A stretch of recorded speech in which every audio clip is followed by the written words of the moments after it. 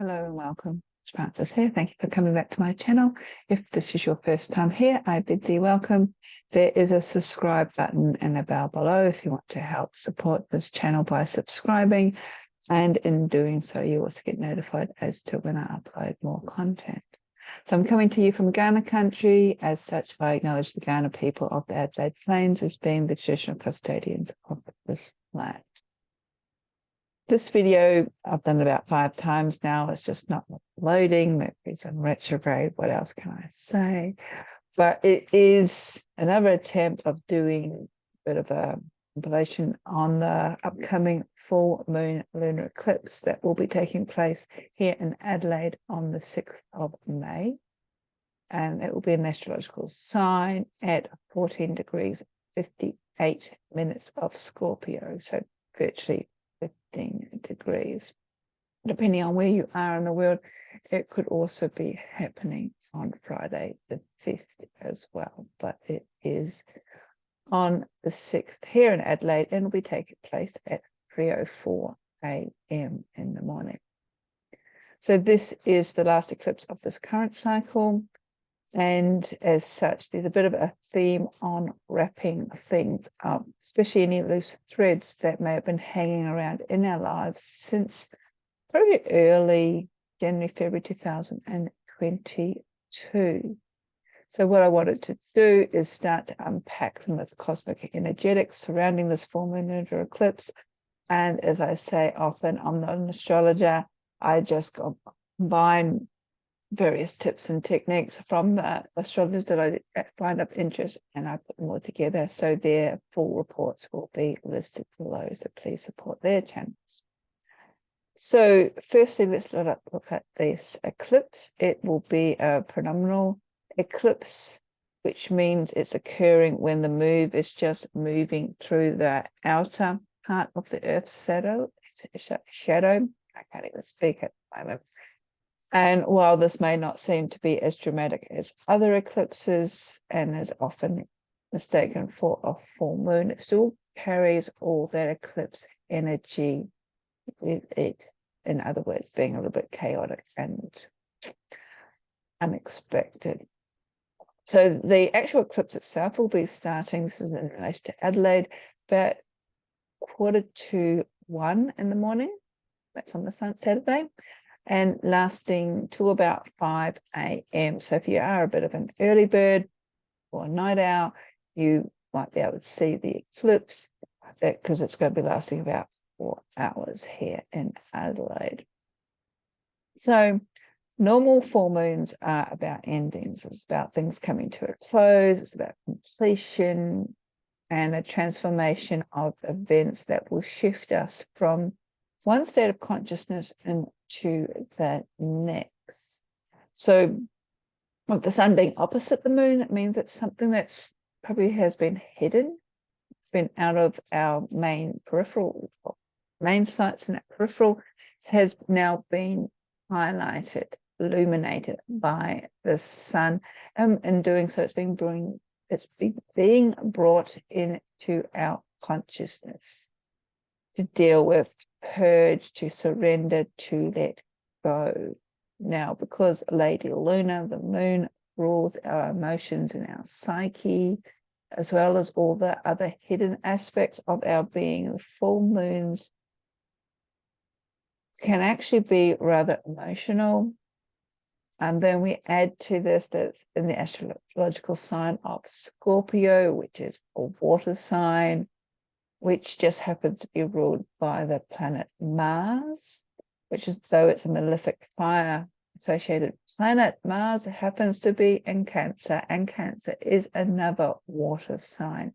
So there's a lot of water, a lot of emotions, a lot of psyche, luminal aspects associated with this moon. So to get some sort of an ideas as to what will be hitting off for you personally, if you've got your natal chart, look to see where 14 degrees 58 minutes or 15 degrees is in your own chart, what house it's in. And this will actually give you a little bit of an insight as to what to deal with, or what has been dealt with, where these closings, these endings are happening in your own life. So it's going to be in Scorpio. Scorpio is very intense. It's about deep feelings. It can be very uncomfortable. It's about all those agitating emotions that may have been bubbling under the surface, which are now starting to come to light, being exposed and wanting to be addressed once and for all.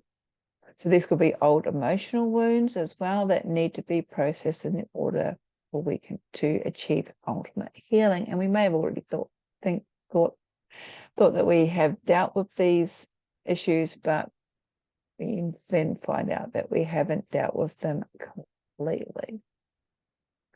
So Scorpio is about activating all these subconscious emotions, our deepest fears, and even helping to provide us with a little bit of a understanding. I just had to pause the video for the moment.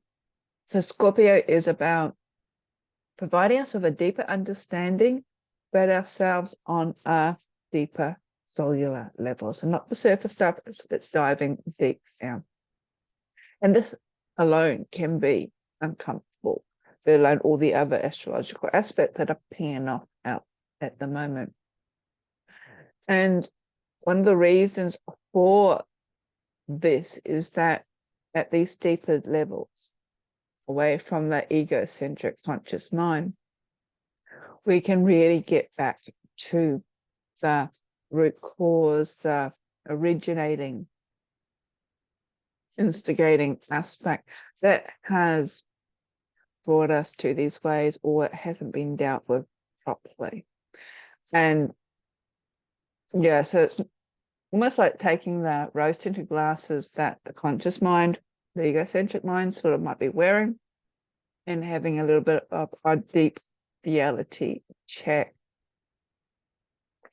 So this can also mean that we need to look at how we respond to things, not being so emotive, but also look at how we react to other aspects and also what's triggering them as well. So as I said, this eclipse, well, yes, we might as well talk about the South Node, because it's going to be 3 degrees of the South Node, which also happens to be in Scorpio. So there's all this intense emotional stuff. And the South Node that I've mentioned in previous videos is connected to our karmic past, so in the past lives, past life energetics, that we may have brought over into this lifetime that needs to be dealt with once and for all for us to truly move forward.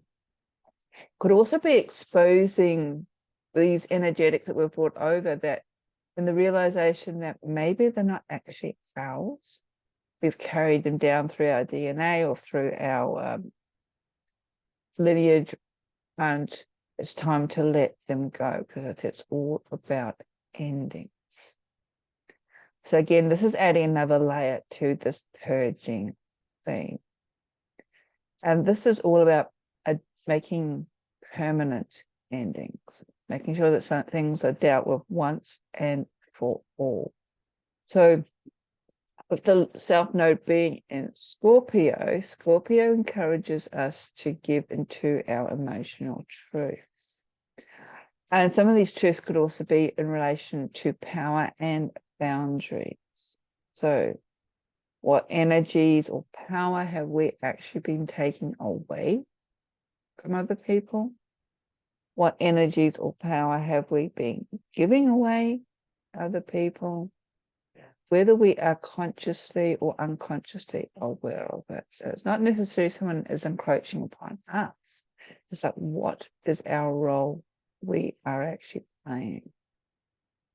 So now's the time to do some really deep diving into your own energetic power and what that means to you, in order to find how you can reclaim it, how to reinforce those boundaries, or even attempt to understand what you're taking from other people and why you're taking this from other people. Often it's because of a fear or we feel we have a lack in our own lives. So it's looking at what is lacking in our own lives that we fear that we need to take from somebody else. Keep in mind, however, that the energetics of the South Node, being very emotionally orientated from the past, are not logical. They're very intuitive. They also relate to things that we need to walk away from it as opposed to holding on to them. And as everything else, it's about release, it's about letting go, it's about purging. So there is this really strong reoccurring theme happening.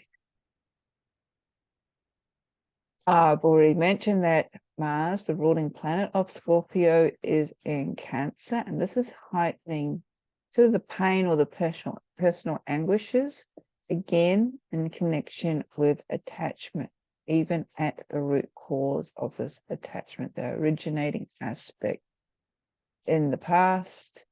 It could even be an unfamiliar past, maybe an incident that we have forgotten about.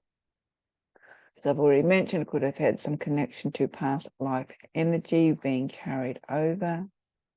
But whatever these origins are, these emotions are coming to the surface to be released as a form of healing once and for all. Processing all this martial energy, which also include anger, can also make us go into a bit of an observation or pondering.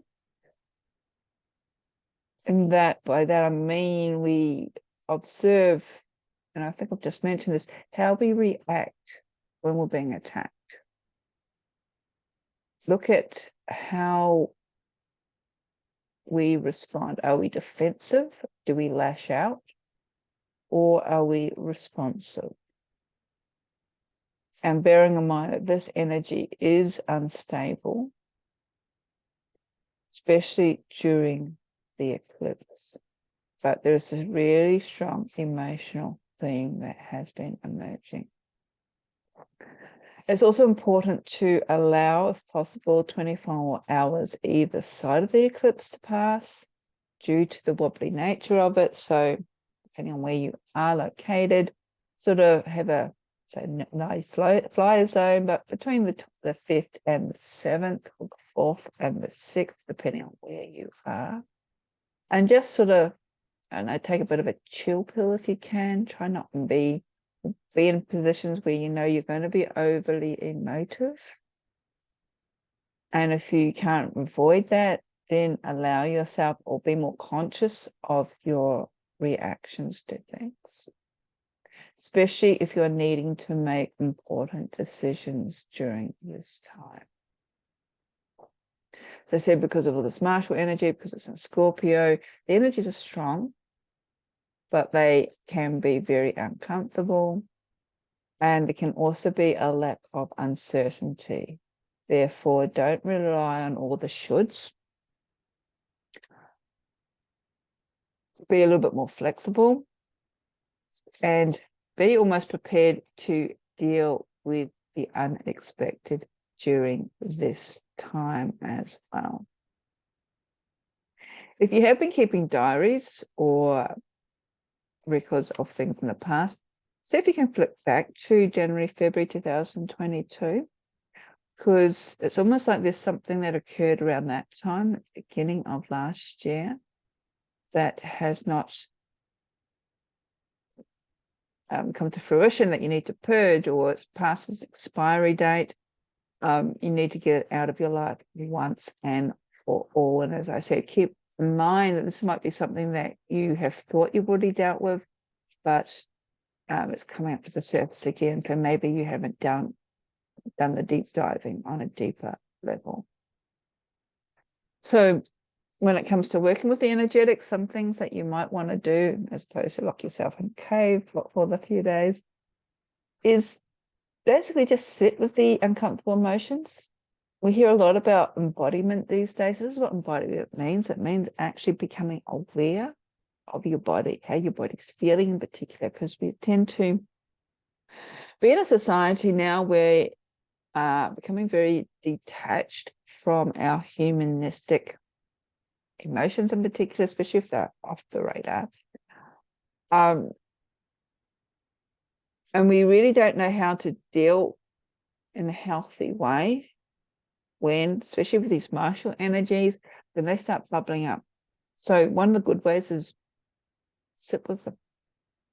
See what insights they hold. As I said, if someone's triggering you, why are they triggering you?